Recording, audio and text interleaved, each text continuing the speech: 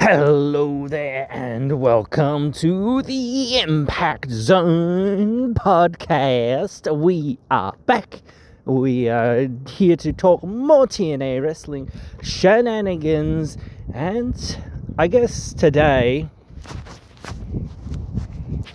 the meteoric rise of Joe Hendry. Now, I'm not really going to go too deep into all the details and whatnot, because I think that's sort of already out there. Everyone knows the story to an extent or to a degree, and I don't want to do a biopic right here. I might do that at some point later down the road. But the thing about somebody getting hot like this is that the demand to kind of put the title on them becomes very paramount. And the thing that you in wrestling kind of want to do to keep the fan interest, keep the fans coming, keep the fans buying, is to extend that story. Now, we've kind of said this before, the thrill is kind of in the chase. It's not so much in the execution of winning the title. It's all about that build-up. People, coming and going, oh, is this person's time? Are they going to win it? Blah, blah, blah. And if they're not going to win it, you don't want people to walk away feeling like, oh man, they made a stupid mistake and I'm never going to watch this product ever again, or whatnot. You want people to be going, nah man, actually, realistically, what they're doing is trying to build to a point, and I can see that they're trying to build to this point of this person finally getting the title and finally overcoming the odds and blah blah blah, all that stuff, just like Cody Rhodes did at WrestleMania and whatnot. So that is what TNA is trying to do.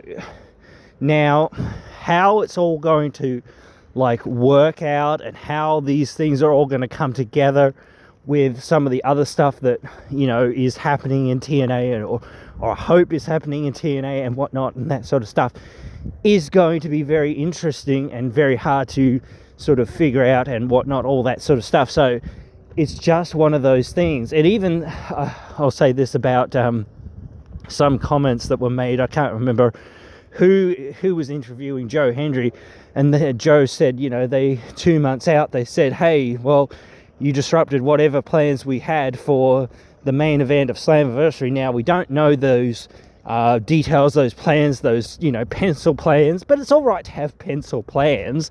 But it's also, this is great because TNA listened to their fans and listened to the people and noticed, hey, Joe Hendry, he's getting hot as hell. We need to start, putting him in more prominent positions and whatnot, so that, people are, inclined to, see that, we're taking what they're saying and whatnot, their support for Joe, seriously. It's all about, us building to the next thing, which at the moment will be Joe Hendry. And will he be, as big as John Cena or The Rock or whoever else you want to kind of put in that pantheon of greats who kind of just got white hot or whatever at a certain point in time? Maybe not. I mean, but still, the fans still want to see that at some point. I already said this in a video where I was saying, I don't think it's quite Joe Hendry's time to win it at Slammiversary, though I still think that they might make him the champion at Slammiversary. I don't know whether that's 100% the right decision to make, but that's not for me to say, in some ways. I'm just a fan who's going to sit back and enjoy it at the end of the day, but just making sure that, well, why are we doing that? Why are we culminating this at this point and not saying, okay, well, we're going to culminate this, but we're going to culminate it at another point that's just down the road or whatever it is, so that it's, a story and more of a catharsis that fans go, yes, they pulled the trigger, and they gave us what we wanted, like in the end. But they gave us a great story as well to go along with that of Joe's, journey to being the champion. Whoever it is like, we're mostly talking about Joe Hendry here because, that's the person that in TNA right now has gotten hotter than anyone else. And this is the thing, like, people will, like, say, oh, the sellout's due to Joe Hendry, the sellout's due to, the working relationship with NXT, WWE, whatever, and whatnot, this sort of stuff. It's not really. TNA's been really good for many years, and they've been putting in consistent work, and we've talked about that for a while now here on the podcast and on the channel and whatnot. But like, it is something that does turn fans to being like, oh shit, this person's getting really hot, and they do want to see that, and that crossover does help. But it just gets those eyeballs to say, maybe we should check it out. And that's all that is really needed for TNA, because their product has been good for many years now. There haven't been really many, like, improvements, like, made. I don't want to say it's a bad, produced show or whatever else. It's a really good produced or well-produced show. It doesn't have the highest production values that are out there, but that's really hard to do with the budget that they kind of have. So they're right up there as well, like, in terms of production. They're still, like, very high up there when you're considering that they're in the top 3 of wrestling overall, or top 4. That's still a very small company of wrestling companies that hold better production values or hold better produced shows or whatever, and that sort of thing. So, and again, same thing with number of attendances or number of pay-per-view buys. There's only a couple of companies that are just above them. Well, not just above them, but are above them in terms of those metrics, in terms of, merch sales and all of that sort of stuff, whatnot.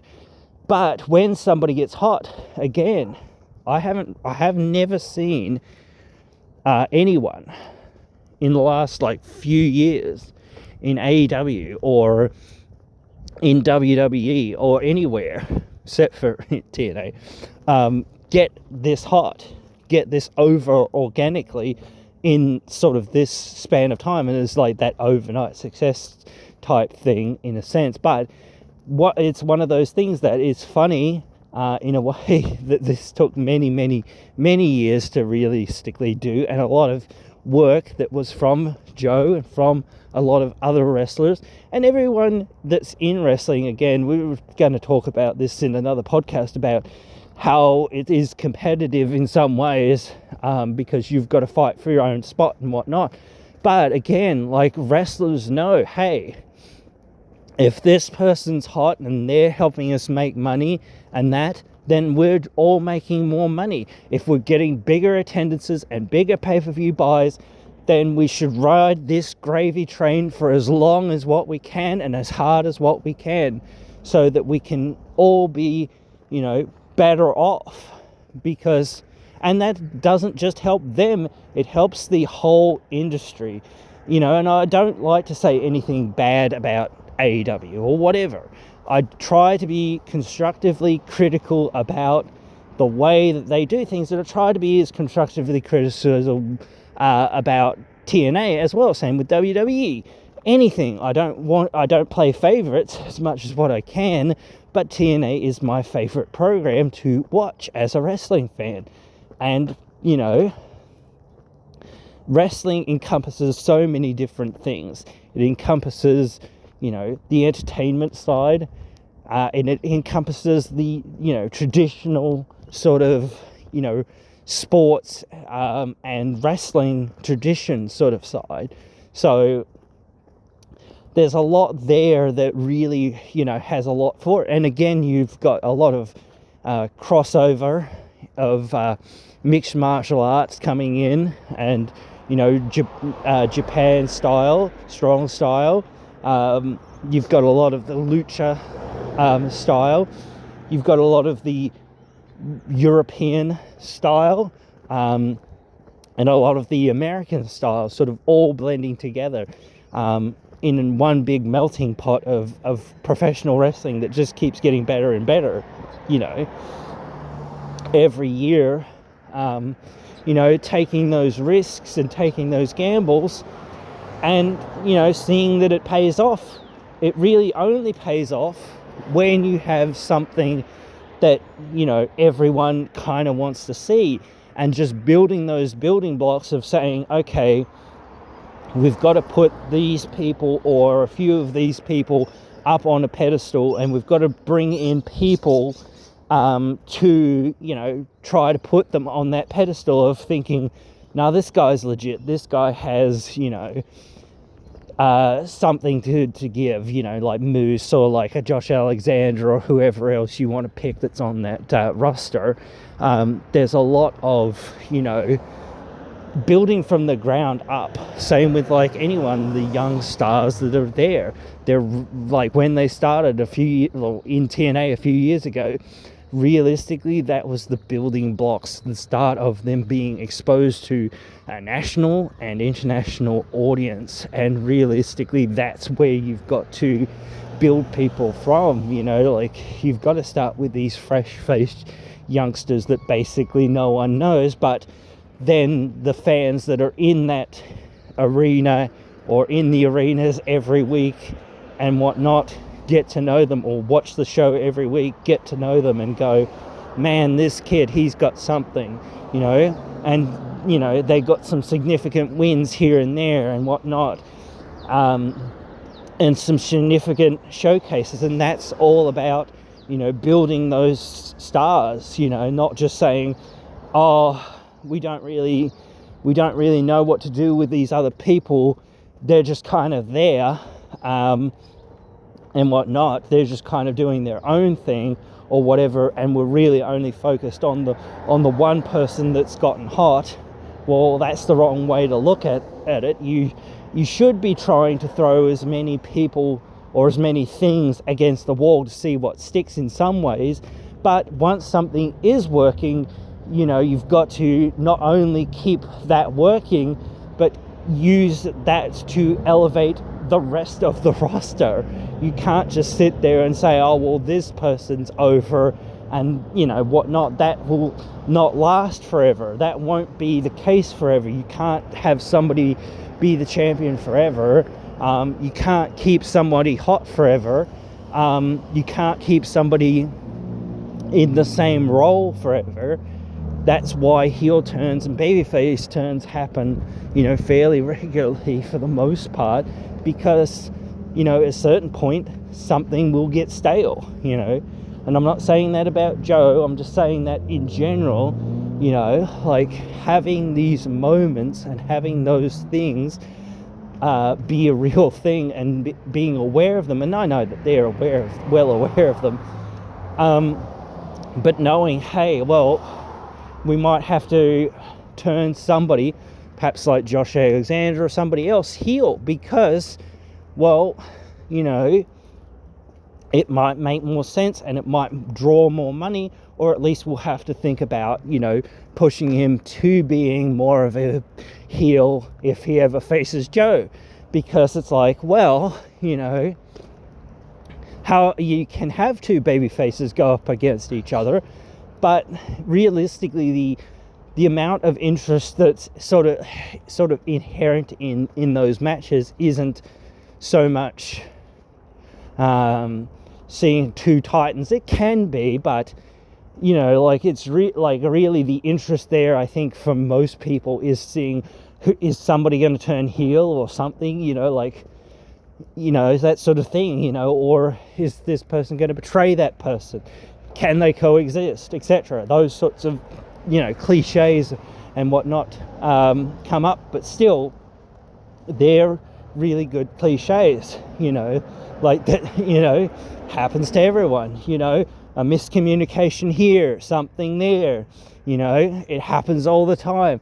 And then you tell that story of saying, hey, you hit me, or you did this, or you did that, blah, blah, blah, etc. So you lost, it's all your fault, blah blah blah, all that, like, you've always got to keep characters in mind when you're getting somebody hot.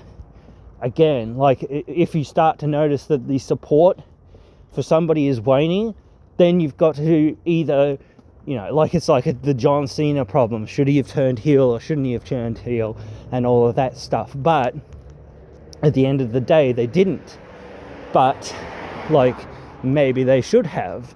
At a certain point, I think that there was a point at which he should have probably turned heel and whatnot. It would have made sense that he had turned heel.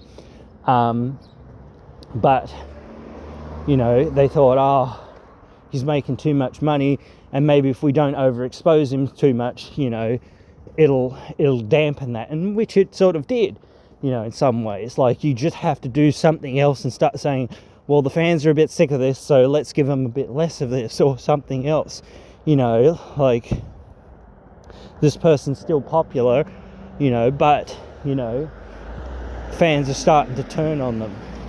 Fans are starting to get tired of the same act, and whatnot, for the most part, and that sort of thing. So, and again, you can only be on top for so long, realistically, or even near the top for so long. But still, that's not a reason to say you shouldn't do anything. But I'm just saying, like, they should do things the right way, in a sense. They shouldn't just throw the belt on Joe, in my opinion, at least right now. I think they should really build to it for a good 3-6 more months, and then pay it off, or whatever it is. Yeah, Bound for Glory, potentially. I don't know if that's the best literal option, but I still feel like that's a really, really good option. But maybe you are thinking about some sort of multi-man match at that point, again. So I don't know. It's going to be really, really tough to sort of go, okay, well, where are we going with this, and whatnot. So, but you've got to keep those fans, glued to the product. Once you've got them, you got to keep them. You've got to keep those fans coming and coming and coming. And, I think that TNA can do that. I think, again, we've heard a lot of reports and chatter about, them potentially, doing some bigger arenas, them doing live shows, all this other stuff and whatnot that we've heard, them trying to take more risks. And sometimes that's what is needed, like, like I sort of was saying before, when it pays out and you say, holy crap, this is one of the biggest attendances we've got in 10 years, and people do like to analyse and perhaps over-analyse things and say, it's due to this. Well, it's not due to just that. It's due to that plus this plus like 6 or 7 other things, So I guess that's what it is. But again, just the level at which we're at now of perhaps, I don't know, entitlement among the fans to a smaller extent, you have to realise that they really will give you what you want, but you've kind of just got to, stick in there and really make sure that you're not going to just fall off when someone, stumbles, or when somebody doesn't really get the big opportunity that you thought that they should. Look at WrestleMania, was it 13? Stone Cold didn't win the title then, but a lot of people wanted him to. But they delayed that, so that they could, build him up even more and turn him babyface and make sure that, the alignment was a little bit better and people were, really invested for a full year to see him finally culminated the next year and whatnot. So it is what it is and whatnot. So, we'll have to wait and see how it goes at Slammiversary. Either way, as I sort of said, I won't be mad or whatever. I won't stop watching or whatever. I'll just watch to see how they do it, because I think it will be very difficult. Perhaps like Moose will like regain the title fairly quickly. Like I sort of said, I thought that Moose's title run should be at least for a year. I kind of want to see them redo Josh Alexander versus Moose at Rebellion and whatnot, but I don't know whether you're going to be able to do that. It's going to be tough to do, but still I kind of would like to see that when it's, you know, a couple of years later or whatever it is. But maybe you could do something similar and it's for the number one contendership or something like that. I don't know. Like, you have to make it bigger or as big as what you can, rather than just saying, oh, well, we're just going to have, you know, not have the title on Joe at a certain point, because you need to put the title on Joe at a certain point. It's just what that point is, where that point is, and how you work that into where you're at and where you're trying to go. So that's it for that one there, guys. So yeah, I hope you guys have enjoyed this one, and I hope you guys will join me again in another one.